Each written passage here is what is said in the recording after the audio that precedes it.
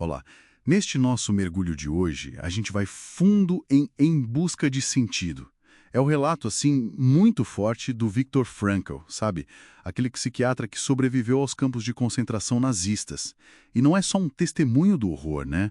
É uma análise muito profunda da psicologia da sobrevivência. Exatamente. É um livro fundamental.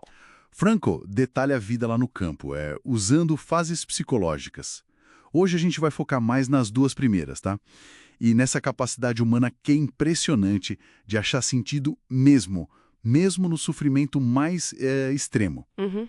Ele perdeu quase tudo, família, carreira, mas ele observou uma coisa, que a atitude que a pessoa tinha diante da dor, isso fazia uma diferença enorme. É isso mesmo. E o livro, na verdade, funciona quase como uma validação na prática das teorias dele, da logoterapia. Aquela ideia de que a busca por sentido, a vontade de sentido é a nossa principal força motivadora. Mesmo em condições que a gente nem consegue imaginar.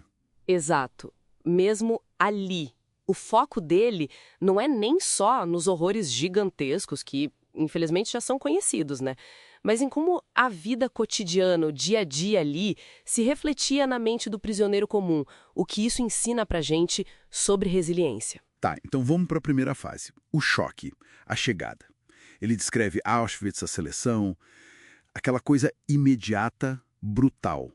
Um guarda apontando o dedo e decidindo ali na hora, vida ou morte, para 90% das pessoas que chegavam. Nossa, é avassalador só de pensar. E junto com isso, a perda total de identidade. Deixa de ser uma pessoa, vira um número tatuado no braço. E qualquer ligação com a vida de antes, cortada. Ele até conta a história de quando tentou salvar o manuscrito de um livro dele, né? O trabalho da vida dele. E a resposta foi só, merda. É terrível. Essa experiência toda levava ao que ele chamou de nudez existencial. Aquela sensação de que você não tem assim mais nada a perder, nada mesmo, exceto a sua vida ridiculamente nua, como ele diz. E como a mente reage a isso? Bom, inicialmente ele notou uma espécie de curiosidade fria, um distanciamento, sabe? Quase como se a pessoa se observasse de fora. Uma defesa, né? Entendi, uma defesa para aguentar o impacto inicial. Isso. E o interessante é que ele também descreve adaptações físicas e mentais que ele não esperava. Uma resistência física maior, conseguir dormir em condições impossíveis. Ele até cita Dostoiévski, né? A ideia de que o ser humano se acostuma com tudo. Embora ele admita que não sabe explicar como isso acontece. Ele não entra no como fisiológico, mas observa o fato. Só que essa adaptação inicial, bom, ela meio que dava lugar a uma segunda fase. A apatia. Exatamente. A apatia, um embotamento emocional muito profundo e necessário, de certa forma, para sobreviver ao horror diário, aos espancamentos, à injustiça, à morte constante ali do lado. Ele descreve uma cena, ele como psiquiatra, se observando, vendo retirarem um cadáver enquanto ele tomava a sopa dele, e sentindo nada. Uma indiferença que profissionalmente o chocou. É esse paradoxo que é fascinante no relato dele. Porque, por um lado, tem essa apatia, essa regressão a um estado quase primitivo, né? O foco total é sobreviver, conseguir comida. Ele fala muito dos sonhos, sonhos com pão, com bolo. Sim, a fome dominava tudo. Dominava, mas, por outro lado, e é isso surpreendente, ele argumenta que justamente nesse vazio, nesse horror, a vida interior, a vida espiritual podia se aprofundar. Ele viu isso acontecer. Como assim? Alguns prisioneiros conseguiam, sabe, se retirar para dentro de si mesmos, encontrar uma riqueza interior, uma liberdade espiritual que ninguém podia tocar. E aí entra a ideia central dele, né? A última das liberdades humanas. Essa mesma, a capacidade de escolher a própria atitude, não importa a circunstância. Mesmo ali, naquele inferno, desumanizados, ainda existiu uma escolha. E ele dava exemplos concretos disso, né? Homens que consolavam os outros, que dividiam o último pedaço de pão que tinham. Exato. Eram provas para ele de que era possível, sim, manter a dignidade interior, que a pessoa não era só um produto do ambiente. E tem aquela citação do Nietzsche, que ele usa bastante. Assim, quem tem um porquê para viver pode suportar quase qualquer como. Encontrar esse porquê, esse sentido, virava a âncora de sobrevivência. E esse porquê podia vir de onde? De várias fontes.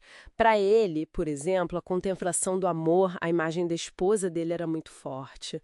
Para outros, a apreciação intensa da beleza, mesmo ali, um pôr do sol entre os arames farpados, um passarinho, até o senso de humor, por mais macabro que parecesse às vezes.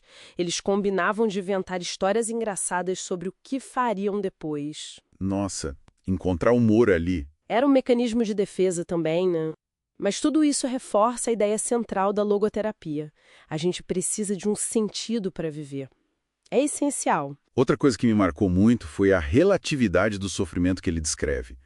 Coisas mínimas viravam fontes de alegria imensa. É verdade, tipo, saber que um campo específico não tinha um crematório visível, ou ter uns minutos para catar piolhos sem o alarme de ataque aéreo tocar. Pequenos alívios que ganhavam uma proporção enorme.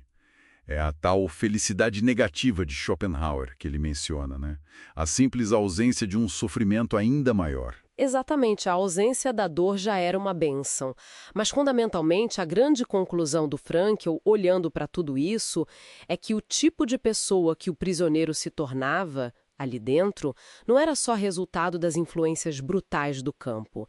Era também, e talvez principalmente, resultado de uma decisão interior. Uma escolha, mesmo que inconsciente às vezes. Uma escolha sobre como encarar aquilo. A tarefa crucial era encontrar um sentido, mesmo que fosse um sentido no próprio sofrimento. Manter a dignidade a qualquer custo. Ele cita Dostoiévski de novo, né? Temo apenas uma coisa: não ser digno de meus sofrimentos. É muito forte isso. Muito forte mesmo. Então, assim, o que a gente pode tirar desse mergulho na experiência do Frankl? Qual a mensagem principal que fica? Olha, eu acho que a mensagem mais poderosa é essa.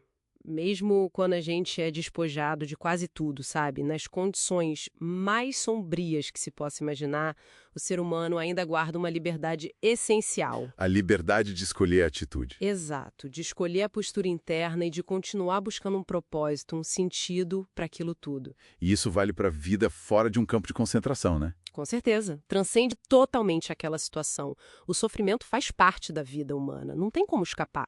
Mas a forma como a gente responde a ele, o sentido que a gente consegue dar, ou pelo menos buscar nele, isso pode definir a nossa existência.